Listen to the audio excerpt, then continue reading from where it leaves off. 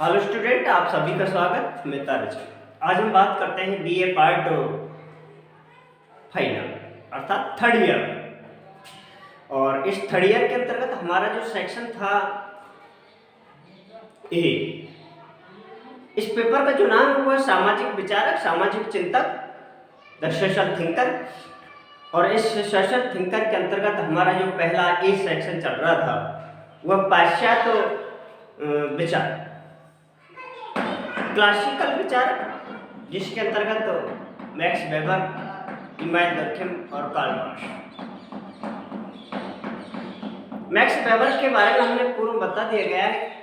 Emmanuel डर्कheim हमारा चल रहा है और इमानुएल डर्कheim का ये हमारा तीसरा प्रश्न है। एग्जाम की दृष्टि से ये प्रश्न इंपॉर्टेंट है। यहाँ पर केवल दो ही प्रश्न महत्वपूर्ण हैं। एक है सामाजिक तत्व किसे कहते हैं, परिभाषित कीजिए। सामाजिक तत्व की विशेषता बतलाते हुए इसके अवलोकन की नियमों की आलोचनात्मक व्याख्या कीजिए। ये पहला प्रश्न था, इंपॉर्टेंट है। और बाद का जो प्रश्न दूसरा बनता है वो है समाज में श्रम विभाजन एवं श्रम विभाजन के कारण और परिणामों का उल्लेख कीजिए। यह हमारा दूसरा प्रश्न था। इसके बीच में हमने एक प्रश्न और लिया था कि यांत्रिक एकता क्या है, समझाइए। वो सामाजिक एकता क्या है, सामाजिक एकता के प्रकारों का उल्लेख कीजिए। ये इतना इंपॉर्टेंट नहीं है। जहां तक पेपरों की दृष्टि से देखा जाए अब तक, तो इस डर्कheim के अंतर्गत ज्यादातर दो ही प्रश्न पूछे जाते हैं। वो एक सामाजिक तत्व वाला, एक समाज में श्रम विभाजन वाला। तो अब हम बात करते हैं श्रम विभाजन क्या है, the division labour in society. डर्कheim की हमने 4 महत्वपूर्ण पुस्तकों के बारे में बतलाया था। The roots of sociological method, जिसमें सामाजिक तत्व का उल्लेख किया है। और दूसरा जो इंपॉर्टेंट जो बुक्स है दूसरी, वो है the division labour in society, समाज में श्रम विभाजन। समाज में श्रम विभाजन के अंतर्गत ही सामाजिक एकता का वर्णन किया है उन्होंने। अब हम बात करते हैं कि वास्तव में समाज में श्रम विभाजन क्या है। समाज में श्रम विभाजन का मतलब होता है कार्य का बंटवारा। यार प्राचीन समय के अंतर्गत कार्य का बंटवारा तो था, लेकिन न्यूनतम था। इसका जो प्रमुख कारण है कि उस समय जनसंख्या कम थी, तो लोगों की आवश्यकताएं सीमित थी। सभी लोग मिलकर काम करते थे, मिल बांट करके खाते थे। राजा शिकारी भी हुआ करता था तो भिखारी भी हुआ करता था। कहने का मतलब एक व्यक्ति सब प्रकार के काम करता था। ऐसी श्रम की कोई ऐसी आवश्यकता नहीं थी। तो सबसे पहली बात तो यह है कि समाज में श्रम विभाजन, ये डर्कheim की प्रथम पुस्तक है, डेला ट्रैवल of division of labour in society. और जिसको हिंदी में संशोधन किया गया तो ये पुस्तक समाज में श्रम विभाजन, the division labour in society के अंतर्गत। ये महत्वपूर्ण पुस्तक प्रथम पुस्तक है और इसके अंतर्गत उन्होंने समाज में श्रम विभाजन को उल्लेख किया कि वास्तव में श्रम विभाजन है क्या। तो बात हम करते हैं प्राचीन समय के अंतर्गत, तो जनसंख्या तो कम थी, लोगों की आवश्यकताएं भी सीमित थे, साधन भी न्यूनतम मात्रा में थे और लोगों की आवश्यकताएं भी सीमित थी। इसलिए उस प्राचीन समय के अंतर्गत श्रम विभाजन नहीं था। इसी ही समाज को हम प्राचीन समाज, परंपरागत समाज, छोटा समाज, आधुनिक समाज, आदिम समाज भी कहते हैं। आधुनिक नहीं, आदिम समाज। लेकिन श्रम विभाजन तो था, बहुत कम मात्रा में, वो भी आयु और लिंग के आधार पर। स्त्री और पुरुष में, पुरुष बाहर का काम करते थे तो स्त्रियां घर तक ही सीमित थी, क्योंकि पुरुष शक्तिशाली, निडर और विवेक वाला हुआ करता था। इसलिए उसकी जिम्मेदारी बाहर के कार्यों के अंतर्गत दी गई थी। जबकि उस समय स्त्रियां कमजोर भावों को भयभीत थी, शक्तिहीन भी थे, इसलिए उनका काम केवल घर तक ही खाना बनाना, बच्चों को सेवा करना या बच्चे उत्पन्न करना, परवरिश करना इत्यादि कार्य थे। लेकिन जैसे जैसे जनसंख्या बढ़ी, लोगों की आवश्यकता बढ़ी, साधनों का विकास हुआ, सभ्यता का विस्तार हुआ, वैसे वैसे श्रम का विभाजन हो गया। लेकिन श्रम विभाजन से हमारे एक विशेषीकरण की, अंतर्निर्भरता की, आत्मनिर्भरता की आवश्यकता हो गई। अर्थात आज इस युग के अंतर्गत व्यक्तिवाद तो आया, परिवर्तन तो आया, सभ्यता का विकास हुआ, जैसे जैसे समाज का विकास हुआ, लेकिन श्रम का विभाजन हो गया। तो सबसे महत्वपूर्ण बात यह है कि प्राचीन समय में समाज में श्रम विभाजन नाममात्र का था, लेकिन नाममात्र का वो भी था तो आयु और लिंग के आधार पर था, स्त्री और पुरुषों के बारे में, जो कि मैंने पूर्व बता दिया।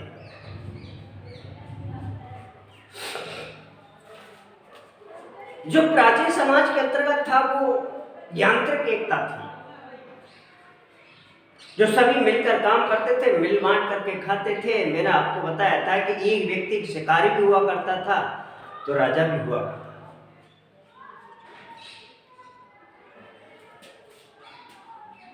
इस प्रकार से हम बात करते हैं समाज में श्रम विभाजन।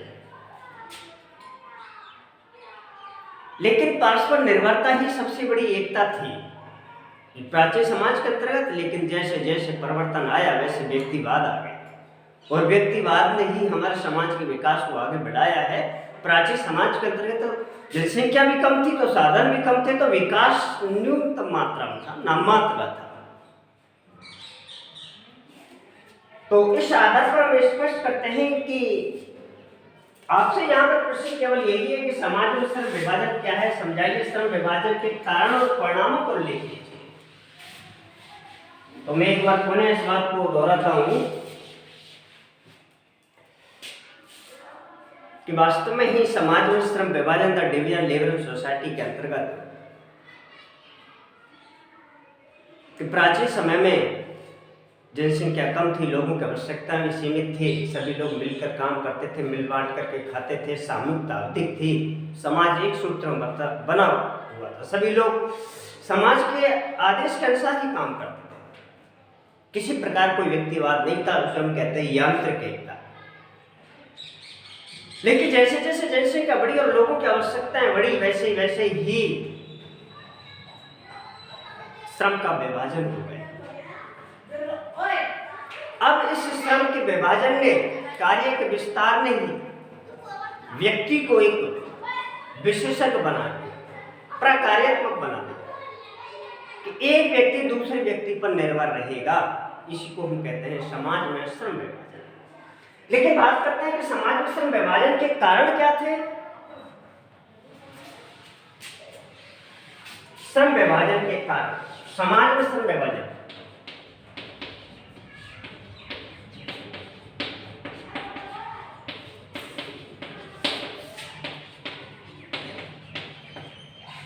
के कारण कि वो कौन सी वजह थी जिसकी वजह से समाज में श्रम का विभाजन हुआ, कार्य का बंटवारा हो गया। तो ये बात तो हमने पहले ही क्लियर कर दी कि प्राचीन समाज के अंतर्गत श्रम विभाजन नहीं था, क्योंकि जनसंख्या कम थी, लोगों की आवश्यकताएं सीमित थी, साधन भी सीमित थे और व्यक्तिवाद का अभाव था, सामूहिकता अधिक थी, इसलिए सभी लोग मिलकर काम करते थे और मिल बांट करके खाते थे। तो श्रम की ऐसी कोई आवश्यकता नहीं थी। लेकिन जैसे जैसे जनसंख्या बढ़ी और लोगों की आवश्यकताएं बढ़ी, सभ्यता का विकास हुआ, वो स्वतः ही कार्य का बंटवारा हो गया। तो सबसे जो पहला कारण है, प्रथम कारण,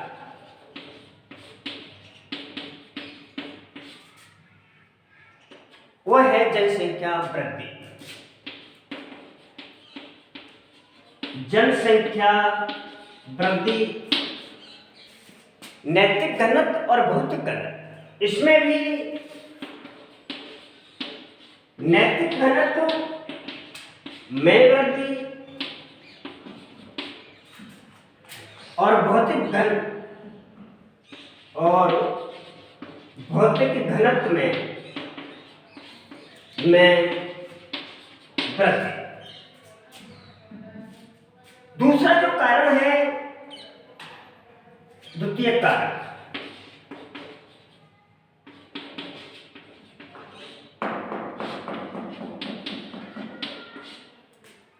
वह है पैतृकता का घटता प्रभाव।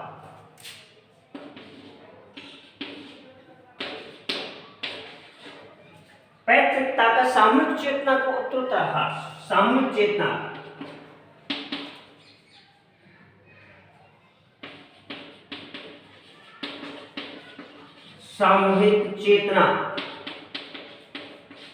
का उत्तरोत्तर ह्रास और पैतृकता का घटता प्रभाव। पैतृकता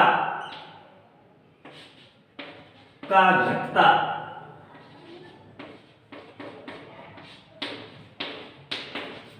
प्रभाव। ये रहे हमारे जनसंख्या के वो समाज में श्रम विभाजन के जो प्रमुख कारण। समाज में श्रम विभाजन के प्रमुख कारण क्या थे?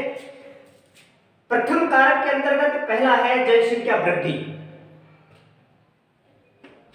जनसंख्या वृद्धि कि यदि जनसंख्या वृद्धि नहीं थी तो श्रम विभाजन में नहीं था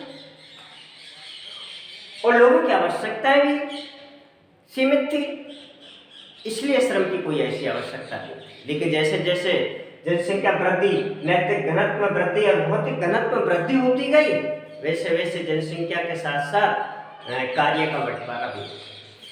और बात आती है द्वितीय का सामूहिक चेतना का ह्रास, सामूहिक चेतना का उत्तरोत्तर ह्रास। कि प्राचीन समाज के अंतर्गत सामूहिकता अधिक थी तो विकास के अवसर भी कम थे, लेकिन जैसे जैसे विकास के अवसर बढ़े, सामूहिक चेतना का ह्रास होता गया, सभ्यता का विकास होता गया, वैसे वैसे ही श्रम विभाजन होता गया। दूसरा कारण है इसमें पैतृकता का घटता प्रभाव। पैतृकता का मतलब होता है वंशानुगत। वंशानुगत कि जिस समाज के अंतर्गत, जिस परिवार के अंतर्गत वंशानुगत प्रभाव अधिक होगा तो परिवर्तन के अवसर कम होंगे, विकास की गति धीमी होगी।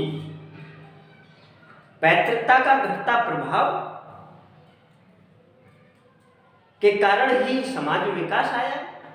तो प्राचीन समय में परिवार पर, व्यक्तियों पर दबाव अधिक था, सामूहिकता थी तो विकास के अवसर भी कम थे। सभी ने एक सूत्र में बंधे हुए थे। वृद्ध लोगों का, समाज के लोगों का सम्मान करते थे, आदेश की पालना करते थे, लेकिन इसी कारण से सामूहिकता थी। तो सामूहिकता थी तो श्रम विभाजन नहीं था, और श्रम विभाजन नहीं था तो विकास के अवसर भी कम थे। लेकिन जैसे जैसे परिवार के व्यक्तियों की शक्ति क्षीण होती गई, पैतृकता का प्रभाव कम होता गया, तो सामूहिकता ह्रास होने लगी, और सामूहिकता ह्रास होने लगी तो समाज में विकास भी हुआ, परिवार का विकास हुआ। तो ये रहा हमारा समाज में श्रम विभाजन का कारण। दोनों ही टॉपिक इंपॉर्टेंट है कि समाज में श्रम विभाजन के क्या कारण है और क्या परिणाम है। तो ये तो थे हमारे समाज में श्रम विभाजन के कारण। प्रथम कारण में है जनसंख्या वृद्धि, और जनसंख्या वृद्धि में एक नैतिक घनत्व में वृद्धि, एक भौतिक घनत्व में वृद्धि। जबकि समाज में श्रम विभाजन का जो दूसरा कारण है वो है कारक सामूहिक चेतना का ह्रास और पैतृकता का घटता प्रभाव। अर्थात जिस समाज के अंतर्गत परिवार का, पैतृकता का, परंपराओं का वंशानुगत प्रभाव अधिक होगा, तो समाज में श्रम विभाजन के अवसर कम होंगे और विकास की गति भी धीमी होगी। लेकिन जैसे जैसे पैतृकता का प्रभाव कम होता जाता है, सामूहिकता का ह्रास होता जाता है, व्यक्तिवाद आता है, और व्यक्तिवाद आता है तो समाज का विकास भी होता है। और इसी आधार पर सामूहिक चेतना का ह्रास, अर्थात सामूहिक चेतना ही समाज की शक्ति थी। सभी लोग एक दूसरे से बंधे हुए थे, अलग अलग नहीं थे, सामूहिकता थी, तो व्यक्तिवाद का अभाव था। लेकिन जैसे सामूहिक शक्ति क्षीण हो गई, व्यक्तिवाद आ गया, समाज का विकास हुआ, और समाज का विकास हुआ तो समाज में श्रम विभाजन भी हुआ। तो ये तो थे हमारे पास समाज में श्रम विभाजन के कारण। लेकिन बात हम करते हैं कि क्या परिणाम थे श्रम विभाजन के परिणाम, समाज में श्रम विभाजन के परिणाम। समाज में श्रम विभाजन के परिणाम।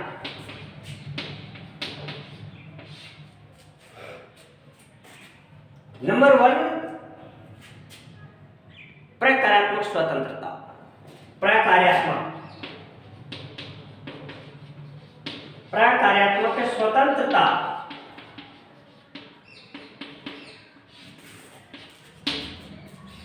यह हमारा श्रम विभाजन का प्रथम कारण है।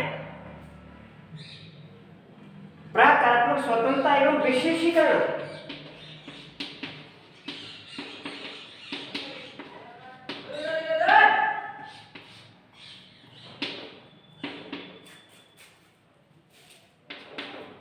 क्या है? प्रकारात्मक स्वतंत्रता एवं विशेषीकरण। यहां पर विशेषीकरण का मतलब है कोई कार्य में दक्ष होना, किसी कार्य का विशेषज्ञ होना। और स्वतंत्रता का मतलब है जब कार्य का बंटवारा ही हो गया तो एक व्यक्ति अपने कार्य में स्वतंत्र हो गया। कहने का मतलब यह है कि जब श्रम विभाजन नहीं था तो एक व्यक्ति सब प्रकार के कार्य करता था, तो वो कार्य के प्रति स्वतंत्र भी नहीं था, और स्वतंत्र नहीं था और सभी प्रकार के कार्य करता है तो विशेषीकरण भी नहीं था इसके अंतर्गत। क्योंकि एक व्यक्ति सारे काम करता है, कभी कुछ तो कभी कुछ तो कभी कुछ, इस प्रकार से। लेकिन जैसे जैसे श्रम का विभाजन हुआ तो कार्य का बंटवारा हो गया। अब एक व्यक्ति एक ही कार्य को दीर्घ अवधि से करता है तो धीरे धीरे उस कार्य में उसकी निखारता आती जाती है और वो विशेषज्ञ बन जाता है। ये विशेषज्ञ विशेषीकरण है। वो कार्य में दक्ष हो गया, क्योंकि लंबे समय से एक ही कार्य को एक व्यक्ति करता है तो निश्चित रूप से उनका अनुभव बढ़ता जाता है और वो विशेषज्ञ हो जाता है। और साथ साथ वो कार्य में स्वतंत्रता भी है कि अन्य की बजाय वो उस कार्य को स्वतंत्रता पूर्वक कभी भी कर सकता है अच्छी तरह से। दूसरा जो परिणाम है वो सभ्यता का विकास।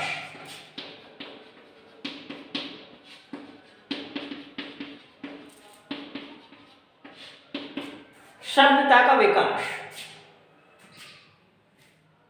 दुर्कहेम ने श्रम विभाजन का जो दूसरा परिणाम बताया है वो है सभ्यता का विकास। अरे प्राचीन समय में तो जनसंख्या कम थी तो लोगों की आवश्यकताएं भी सीमित, तो कार्य का बंटवारा नहीं था।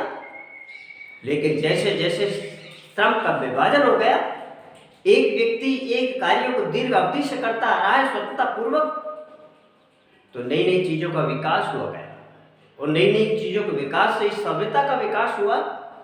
आज जहां मानव एक जंगली अवस्था में था, आज देखने को मिलता है वो चंद्रमा पर पहुंच गया। तो ये किसका है? एक व्यक्ति के विशेषीकरण का, कार्य के विभाजन का ही परिणाम है कि जैसे जैसे सभ्यता बढ़ती जाएगी, कार्य का बंटवारा होता जाएगा, एक व्यक्ति एक कार्य को विशेष तरह से, अच्छी तरह से, विशेष ढंग से करेगा तो सभ्यता का धीरे धीरे विस्तार भी होगा, विकास भी होगा। व्यक्तिवादिता।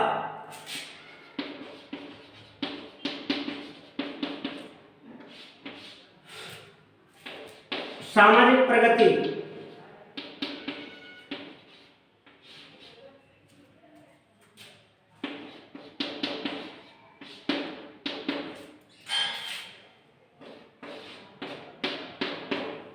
सामाजिक प्रगति।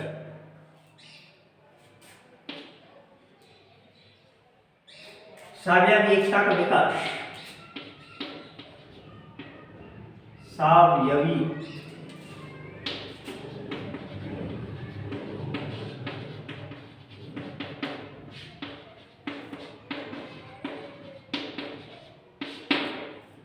सावयवी एकता का विकास।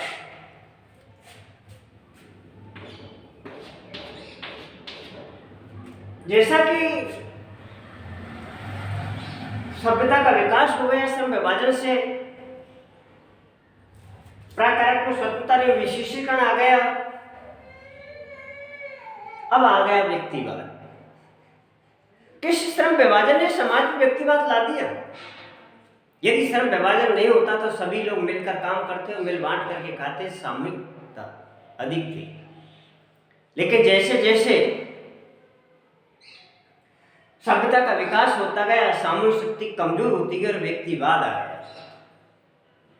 इसके बाद है सामाजिक प्रगति, अर्थात समाज के अंतर्गत प्रगति भी आई। पहले तो अर्थव्यवस्था भरण पोषण वाली अर्थव्यवस्था थी, सभी लोग मिलकर काम करते, चाहे तो कोई काम करता है या नहीं करता है, कोई कमाता है नहीं कमाता है, लेकिन सब बराबर खाते थे, खाते पीते थे, सभी की आवश्यकताओं की पूर्ति होती थी।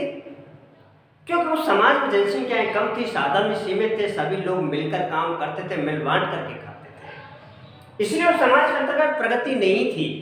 एक व्यक्ति कमाता है तो 10 व्यक्ति खाते हैं, जैसे संयुक्त परिवार के अंतर्गत कि प्राचीन समय में संयुक्त परिवार तो परिवार के विकास की जो गति थी वो धीमी थी या नाममात्र की थी। लेकिन जैसे जैसे ही एकांकी परिवार आया, व्यक्तिवाद आ गया, तो समाज में विकास और परिवार का विकास हुआ। तो इसी प्रकार से सामाजिक प्रगति भी हुई है, जिससे व्यक्तिवाद ने या समाज में श्रम विभाजन ने सावयवी एकता का विकास। जहां श्रम विभाजन नहीं था वहां यांत्रिक एकता थी, सभी लोग मिलकर काम करते थे। लेकिन जैसे जैसे यांत्रिक एकता के स्थान पर दूसरा जनसंख्या वृद्धि के कारण सावयवी एकता का विकास हुआ। छठा, सामाजिक परिवर्तन।